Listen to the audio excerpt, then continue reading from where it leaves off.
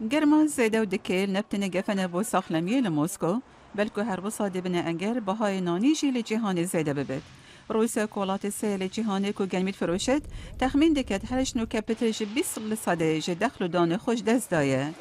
سرک وزیر روسیا ولادیمیر پوتین روز پنجشنبه فروتنا گرمی بود در و بو سال که بربنکر ده بهای خارن لولاتی وی زیده نبید. دیمیتری رالکو شارزای که دخل و دانیه جنیستوی وکولی چاندن لم موسکو. او دی ببا اگر یانجش خوابویا اگر بلند بونا بهای گرمی و او دی ببا صدما بلند بونا بهای نانی دی دمکی دیار کریده. استرالیا و کانادا کولات سرکین با فروتنا گرمی شمی ولات پتر قازان جکن بونا گرمی کریه. لی امریکا بهای گرمی هفته بوری پترش هفته لصد زیده بویه.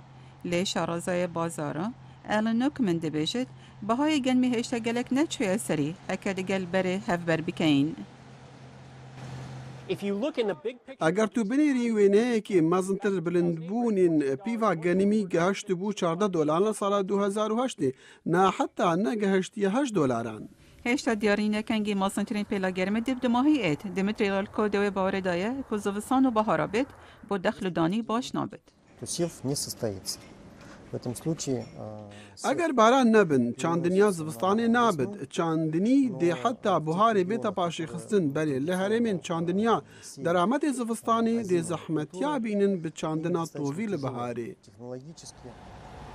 آژانس خارنه نتوین انگلتی هجداری دیدد که سالا بید گندم لجیهان هیشا دی کم بید و شارزاد بیجن زیان دی پیتر گهیت ولادت روشالات ناوراست افریقا و هندک ولادت روشالات آسیا کلویر حکومت هاریکاریا جوتیارا دکن.